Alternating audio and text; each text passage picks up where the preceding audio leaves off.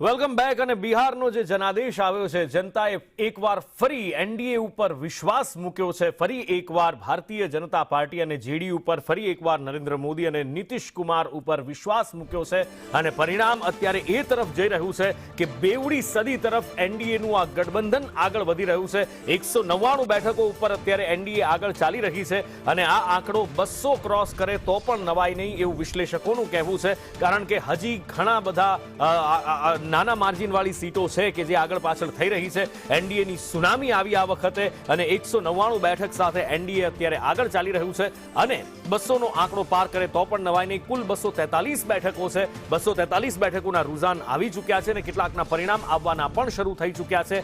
90 ઉપર ભારતીય જનતા પાર્ટી, 81 પર જેડીયુ, 20 પર એલજેપી અને હમ 5 સીટ પર લડી એમાંથી 4 સીટ ઉપર આગળ ચાલી રહી છે। એટલે ચારે ચાર મુખ્ય પાર્ટીઓ છે એના તમે સ્ટ્રાઇક રેટ જુઓ તો સ્ટ્રાઇક રેટ 80-85% ઉપર ચાલી રહ્યા છે અને જબરજસ્ત સુનામી આ વખતે એનડીએની આવી છે। લોકોએ જનાદેશ આપ્યો છે નીતિશ કુમાર પાસે। નીતિશ કુમાર 10મી વાર મુખ્યમંત્રી બનવા માટે જઈ રહ્યા છે। ભલે અલગ અલગ પક્ષોમાંથી અલગ અલગ રીતે બન્યા છે, પણ એ એક મોટું અચીવમેન્ટ કહો કે મોટું અચીવમેન્ટ કે પછી એક રેકોર્ડ કહો, પણ એ અત્યારે થવા જઈ રહ્યું છે। અને બીજી બાજુ એ છે કે મહાગઠબંધનનો જે ચહેરો, મુખ્ય ચહેરો તેજસ્વી યાદવ, લાલુ પ્રસાદ યાદવના વારસદાર, એ અત્યારે પોતાની જીત માટે સંઘર્ષ કરતા દેખાઈ રહ્યા છે। અત્યારે એ 200-300 વોટના માર્જિનથી ક્યારેક આગળ થઈ રહ્યા છે સતીશ યાદવની સામે, તો ક્યારેક પાછળ થઈ રહ્યા છે। અને એક મોટી ચિંતાનો વિષય અત્યારે કોંગ્રેસ માટે છે। માત્ર 5 સીટ ઉપર કોંગ્રેસ આગળ ચાલી રહી છે।